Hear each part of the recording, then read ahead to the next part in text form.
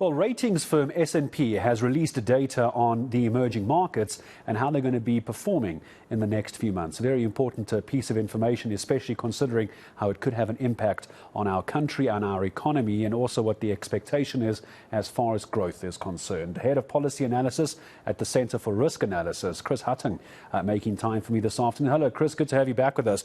So what is it actually saying? I imagine the inflation peaks we must be getting to the end of that. Good afternoon, Gareth. Always great to get to talk to you. I'm glad it's not at 7 a.m. today in particular. So for S&P, they are seeing most emerging market economies past that peak, driven by things like lower commodity prices. You've got supply chain bottlenecks, which across the world have largely been alleviated now after COVID. And the lockdowns, you've also got, for example, easing of movement of people and goods around the world. And also in some locales, at least, a pare back of the massive monetary stimulus that we saw throughout the lockdowns as governments tried to support people and businesses throughout that very incredibly difficult time.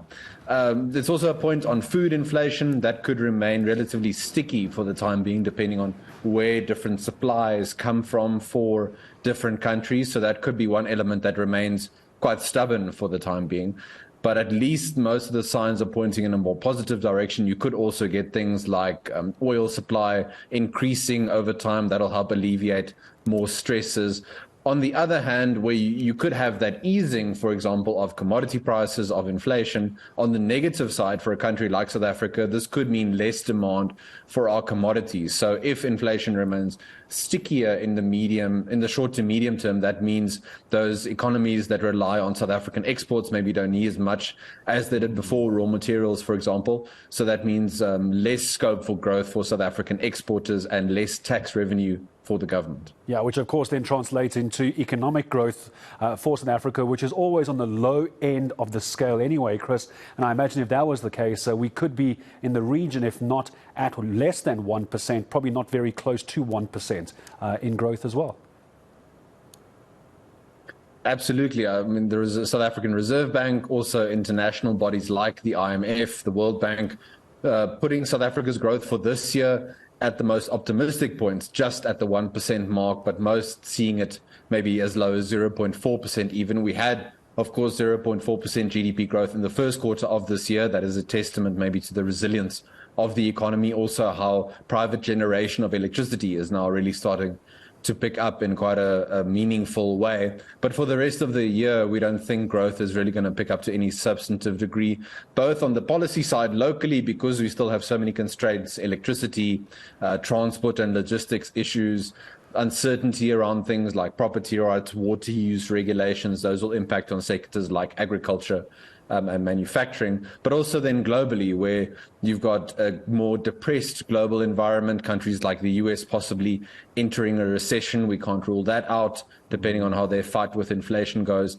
That will mean, in turn, less demand for our exports, which we've always been quite reliant on. We've benefited a lot from commodities tailwinds over the last few years. That has helped South African exports. There has been higher demand for our exports. But if that global demand is depressed in the short to medium term, that means less opportunities for growth here. And then just the last point, of course, is the current foreign policy issues around South Africa that could signal to international investors maybe they should sort of move aside from taking raw materials from South Africa and try and source them from elsewhere.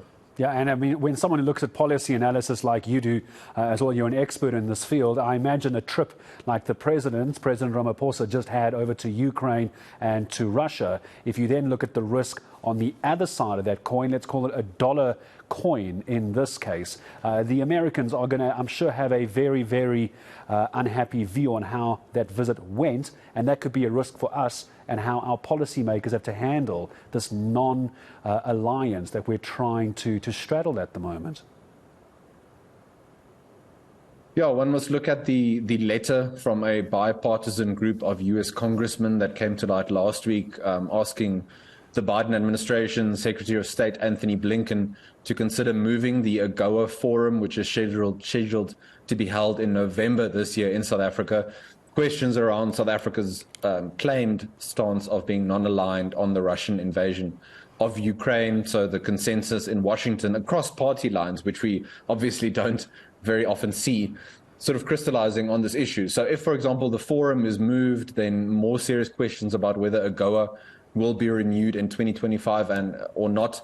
And even setting aside if it is not renewed, the sort of signal again that it sends moving the forum, what does that say about US confidence in trading with South Africa, but also what other emerging markets, even countries like China, can they still count on more stability and transparency in trading with and investing in South Africa or not? What is the broader outcome of that? You could then maybe see the pivot to more relationships with BRICS countries.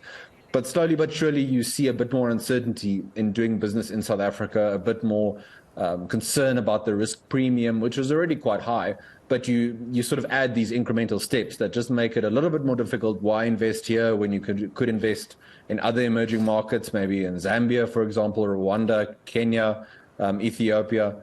Then those locales become a little bit more attractive. And of course, that then impacts on South Africa's own economic growth, in turn filtering into things like unemployment that remains quite high, but also having the situation where the possibility of social frustration, social unrest remains quite high for the time being. Yeah, and as we've been seeing that in Diepsloot at the moment, it's one of those issues that I think is going to be a big focus point in the build-up to next year's elections. And I appreciate your time, Head of Policy Analysis, making sense of what the risk is. And that's why exactly we have Chris Hattingh on from the Centre of Risk Analysis, piecing that all together for us. So taking a look at the policies in place, the policies that could be, and what the risks are associated, depending on which way we as a country were to go. My thanks to Chris for his time today.